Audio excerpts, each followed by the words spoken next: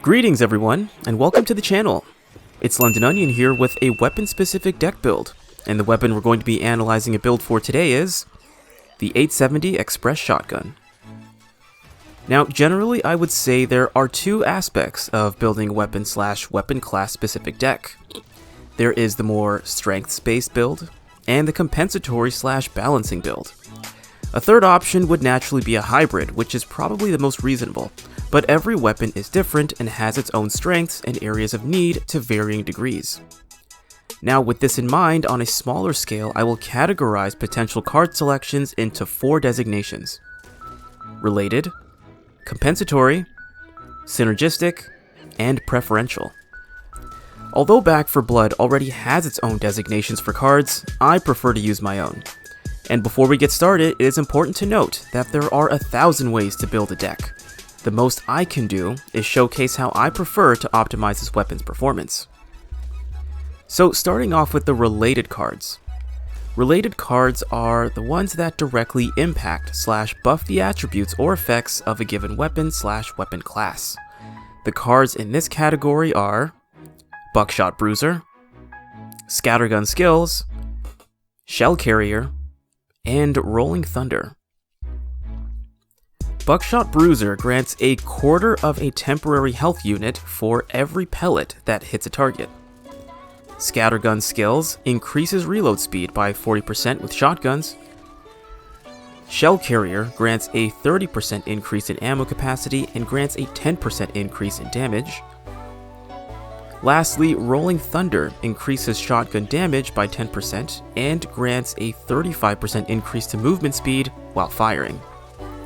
Now, 3 out of these 4 cards are appealing to me since it allows maximization of damage. For those who have been following the series of reviews and deck builds, you'll already know that when choosing between specialization and balance, I typically prefer specialization. Now, the 870 shotgun is already considered a high damage weapon, so naturally I won't shy away from cards that increase the damage even further. Despite this in mind, Rolling Thunder was a questionable choice due to the mobility buff, which seems useless since it is a semi-automatic weapon with a naturally low fire rate. But due to the increase in damage, I choose to employ this card. One of the greatest faults with shotguns, aside from their accuracy, is their constant reloading. So having a 40% increase in reload speed seems rather lucrative, so Scattergun Skills is a no-brainer. Buckshot Bruiser is an interesting card since it generates temporary health. This is a perfect substitute if one is strapped for health or painkillers, but this also means that one must stay offensively active in order to maintain it, so it is a double-edged sword. Now, moving on to the compensatory cards. Compensatory cards are meant to counteract the weapon's main weaknesses, or balance out its areas of need.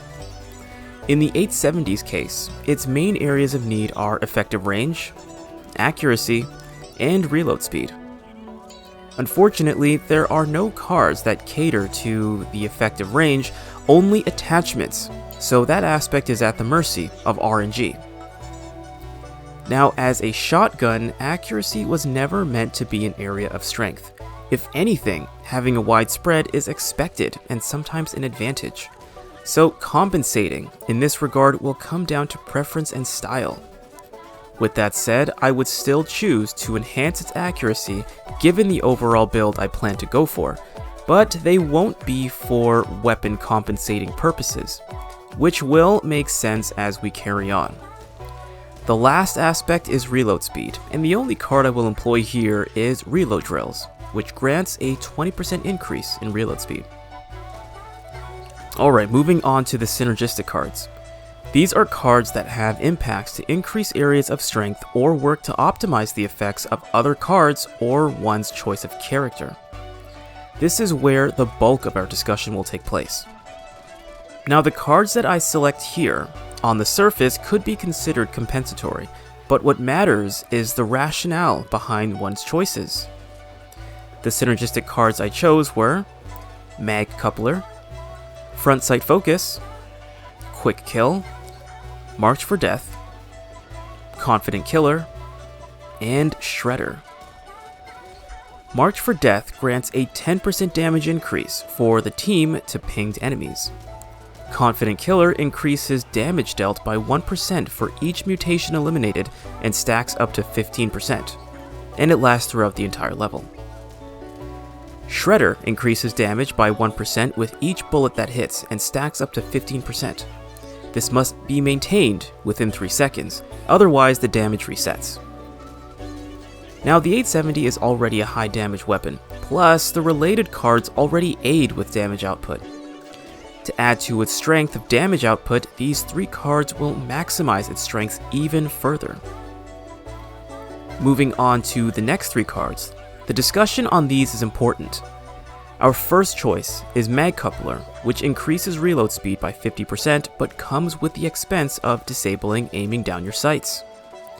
Naturally, this will stack with the Reload Drills card and the Scattergun skills related card, creating a grand total of 110% increased reload speed. Now, the main reason for maximizing reload speed is to synergize with the Scattergun related card. Also, the reload speed affects the pump action animation, which works in favor with Rolling Thunder, which increases movement speed while firing. Increasing fire rate will aid with the movement speed. But the story is not complete yet. We had also chosen Quick Kill, which increases accuracy by 50%, and Front Sight Focus for an additional 20%. These cards are meant to synergize with Buckshot Bruiser, which will be one's main means of maintaining temporary health. Having too much of a spread only hampers this process and forces one to allow enemies to get closer.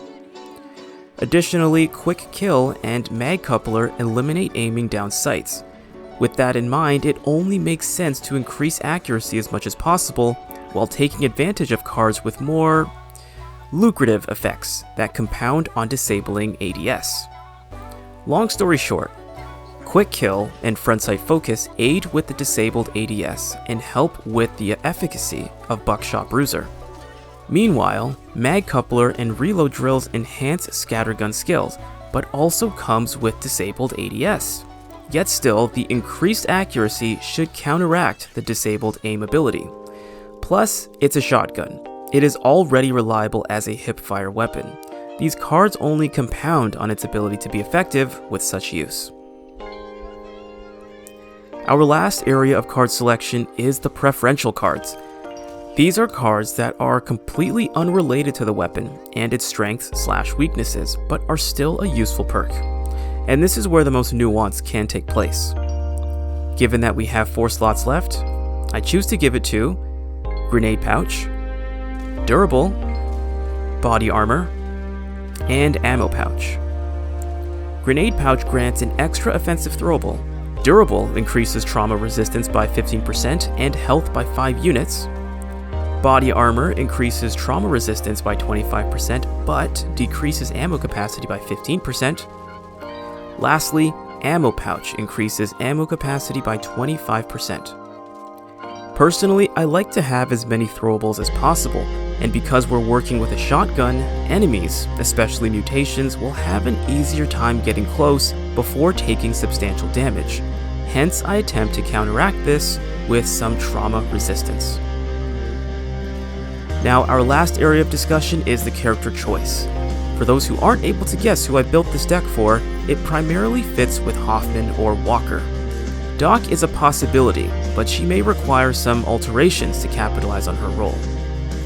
The main reason behind Hoffman is for his extra offensive inventory and finding ammo. Walker has the potential for even more accuracy, has a consistent damage buff of 10%, and has a team health buff of 10 units. But as I said guys, there's 1,000 ways to build a weapon-centered deck.